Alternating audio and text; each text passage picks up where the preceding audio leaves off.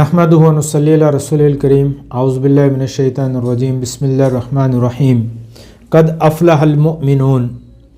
Dear students, سامعین و سامعات، السلام علیکم ورحمۃ اللہ وبرکاتہ. آج کا ہمارا موضوع ہے کہ آسان زندگی کس طرح سے گزاری جا سکتی ہے. ہر ایک انسان کی ہمارے معاشرے میں سب کی یہ خواہش ہوتی ہے کہ میری زندگی آسان ہو، مجھے تکلیفیں نہ ہوں، مجھے پریشانیاں نہ ہوں، میرے سامنے کوئی رکاوٹیں نہ ہوں، میں اپنی خوش اور خرم زندگی گزار سکوں. تو اس خوش زندگی گزارنے کے لیے، پرسکون زندگی گزارنے کے لیے ہمیں کیا کرنا چاہیے؟ اس سوال کے جواب میں آج کچھ چیزیں میں آپ کے سامنے رکھنا چاہوں گا کہ ہم اپنی زندگی کو کیسے اچھی طرح سے گزار سکتے ہیں، یا دوسرے الفاظ ہم کہتے ہیں کہ کامیاب زندگی. ویسے تو سکسیزفل لائف، کامیاب زندگی کی کوئی ایک ڈیفینیشن نہیں ہے، یعنی کسی ایک پوائنٹ پر لوگ جو ہے وہ اس پہ مطمئن یا اکتفا نہیں کرتے یا اس پر اجتماع نہیں ہے. ہر کسی کی ایک اپنی خواہشات ہیں، اس خواہشات کی تکمیل کو، اس مشن کے تکمیل کو جو ہے وہ کہتے ہیں کہ وہ کامیاب ہے. کسی کی نظر میں دنیا ہے تو کسی کی نظر میں آخرت ہے.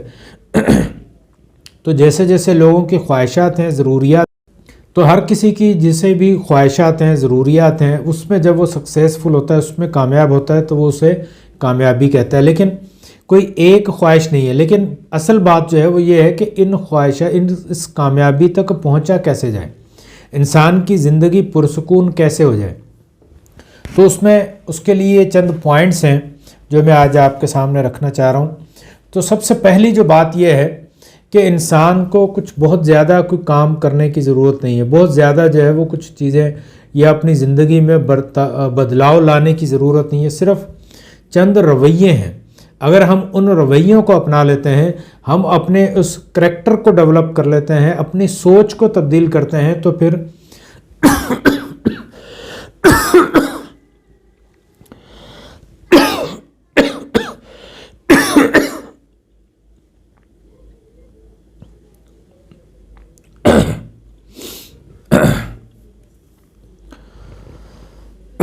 معاف کیجیے.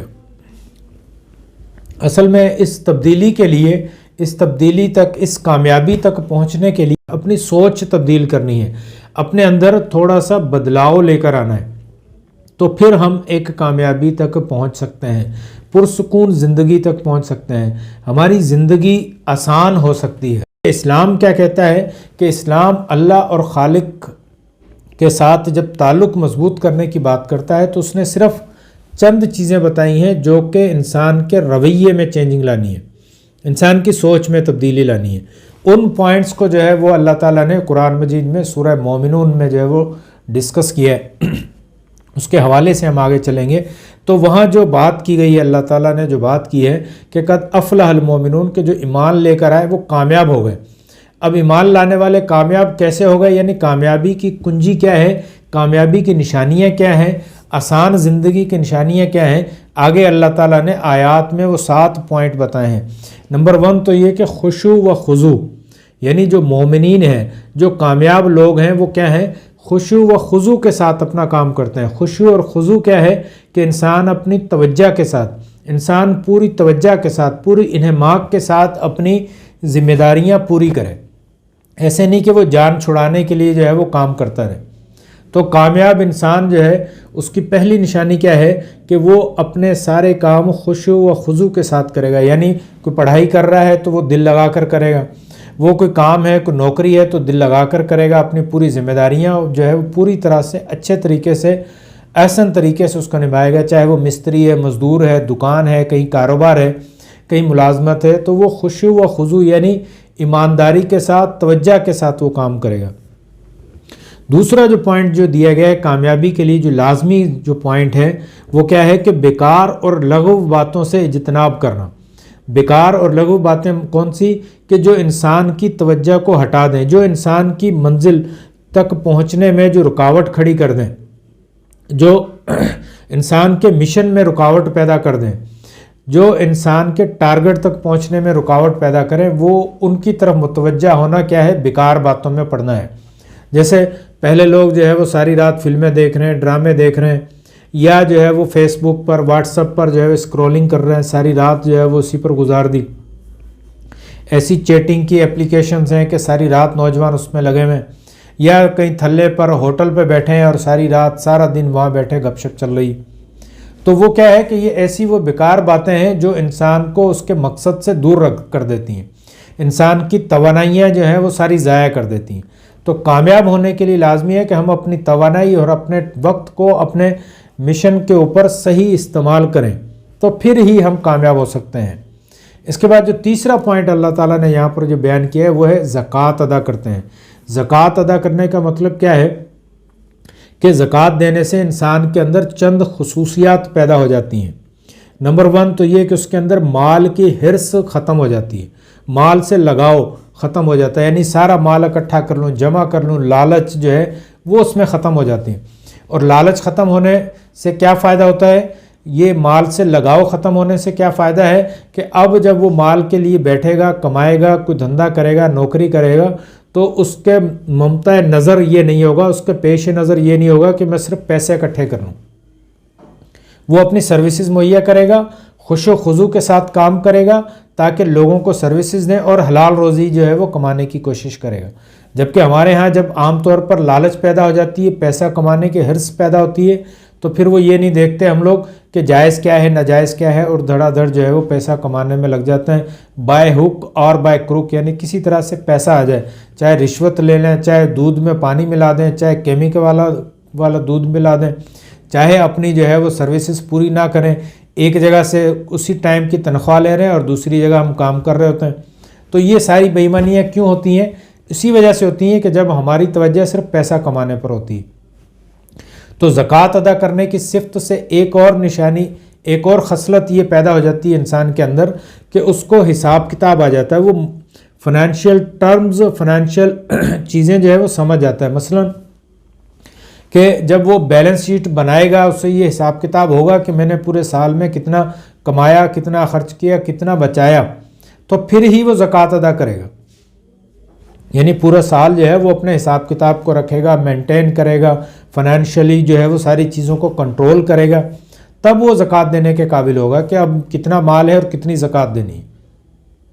تو اس طرح سے زکوٰۃ ادا کرنے والے میں یہ خصلتیں پیدا ہو جاتی ہیں کہ وہ حساب کتاب میں ماہر ہو جاتا ہے، اس کو اکاؤنٹنگ آ جاتی ہے، اس کو بیلنس شیٹ بنانا آ جاتی ہے، اس میں مال کی حرص ختم ہو جاتی ہے. اور چوتھی جو بڑی بہترین، جو ٹاپ آف دی آرڈر کہنا چاہیے اس کو، کہ اپنی عفت و عصمت کی وہ حفاظت کرتے ہیں، وہ اپنی شرمگاہوں کی حفاظت کرتے ہیں. ان کے ہاں ان کو یہ ذہن میں ہوتا ہے کہ ہماری ایک عزت ہے، ہم نے اس عزت کی حفاظت کرنی ہے، ہم نے کوئی غلط کام نہیں کرنا، بے ایمانی نہیں کرنی ہے، چوری نہیں کرنی ہے، کسی کے ساتھ لڑائی نہیں کرنی ہے، کسی کو گالی نہیں دینی ہے، ہرو برو میں جو ہے وہ کسی کے ساتھ جو ہے وہ دنگا فساد فتنہ جو ہے وہ پیدا نہیں کرنا ہے.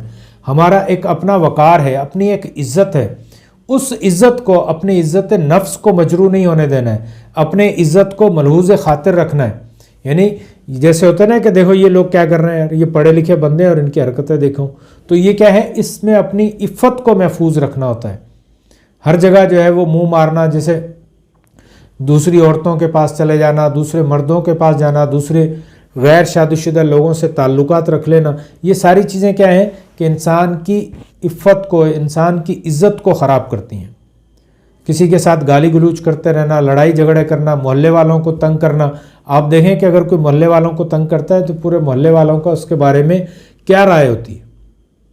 تو جو پڑھا لکھا شخص ہوگا، جو سمجھدار شخص ہوگا، جو مومن ہوگا، جو کامیاب ہونا چاہتا ہے، وہ اپنی عفت و عصمت کا پورا لحاظ رکھے گا اور اس کو ملحوظ رکھے گا. نمبر 5 جو پوائنٹ ہے وہ یہ ہے کہ امانتوں کی حفاظت کرتے ہیں، یعنی اپنی ذمہ داریوں کو پوری طرح سے ادا کرتے ہیں، کہیں 2 نمبری نہیں کرتے، کہیں بے ایمانی نہیں کرتے. کوئی ہمیں رسپانسبلٹی دی گئی ہے تو اس کو پورا کرتے ہیں. کوئی ہم سے مشورہ مانگتا ہے تو وہ بھی امانت ہے. کسی کا کوئی لین دین ہے، کوئی ہمارے پاس ہے، تو ہم وہ بھی جو ہے وہ اچھی طرح سے ادا کرتے ہیں. تو امانتوں کا مطلب کہ عہدوں پر جو بیٹھے لوگ ہیں وہ اپنے کام بخوبی سر انجام دیتے ہیں، ایسے نہیں کہ تنخواہیں لے لی اور کام نہیں کیا. اور 6 نمبر پر جو پوائنٹ ہے، چھٹا جو پوائنٹ ہے، وہ وعدے کی پابندی کرنے والے لوگ ہوتے ہیں، افائے عہد ہوتے ہیں، افائے عہد کرتے ہیں. یعنی جو وعدہ کیا ہے، جو عہد کیا ہے، اس کو پورا کرنا ہے. ہم نے جو اللہ تعالیٰ سے وعدہ کیا ہے، لا الہ الا اللہ محمد رسول اللہ کہہ کر، ہم ہر وقت جو نماز کے اندر ایاک نعبد و ایاک نستعین کہہ کر اللہ سے وعدہ کرتے ہیں.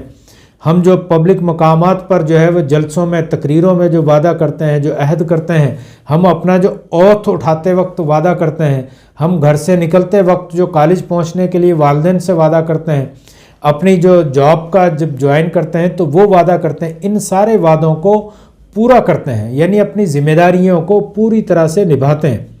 اور 7ویں نمبر پر کیا ہے کہ مومنین جو ہیں وہ نمازوں کی پابندی کرتے ہیں۔ یعنی نمازوں کی پابندی کا مطلب کیا ہے کہ وہ لوگ وقت کی پابندی کرتے ہیں۔ نماز سے ہمیں کیا فائدہ ہوتا ہے کہ ہمارے اندر ایک وقت کی پابندی پیدا ہو جاتی ہے، ہمارے اندر ایک ڈسپلن پیدا ہو جاتا ہے۔ تو جو کامیاب لوگ ہیں وہ ڈسپلنڈ لائف گزارتے ہیں، وہ وقت کا پوری طرح سے خیال رکھتے ہیں۔ اگر یہ خصلتیں ہمارے اندر پیدا ہو جائیں تو ہماری زندگی بڑی آسان ہو جائے گی، ہماری زندگی بڑی اچھی گزر جائے گی، ہم کامیاب ہو جائیں گے۔ جو بھی کامیابی ہمارے ذہن میں ہے ہم اس ہدف تک، اس کامیابی تک پہنچ جائیں گے۔ ان اصولوں پر کام کرنے کے لیے لازمی نہیں ہے کہ کوئی شخص مسلمان ہی ہو تو وہ کام کرے۔ آج ہم دیکھتے ہیں کہ یورپ کے جو معاشرے ہیں، جاپان کو دیکھ لیں، یورپ کو دیکھیں، امریکہ کو دیکھیں، تو وہاں پر جو ہے وہ لوگ آسان زندگی کیوں گزارتے ہیں؟ ان کے اندر یہ خصلتیں ہیں، انہوں نے ایسے سسٹم بنا دیے جن میں یہ خصلتیں جس کی وجہ سے یہ آ گئی ہیں۔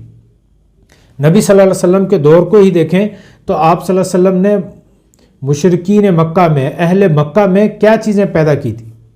23 سال کے اندر وہی جو جٹ، جو جاہل، جو گوار تھے، جو لڑنے جھگڑنے والے، بیکار باتوں پہ شراب پی رہے ہیں اور ساری رات جو ہے وہ محفلیں کر رہے ہیں، تو وہ آج دنیا کے علم میں اور عمل میں جو سربراہ بن گئے۔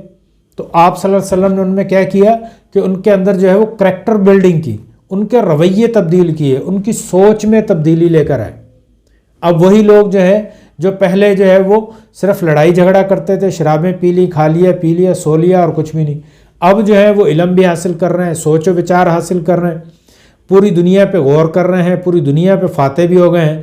دیکھیں ان کے اندر اور کسی چیز میں کوئی تبدیلی نہیں لے کر آئے، یعنی وہ لوگ اسی طرح سے کھا رہے پی رہے ہیں، اسی طرح سے راتوں کو بھی آرام کر رہے ہیں، دن میں اپنا کام کر رہے ہیں۔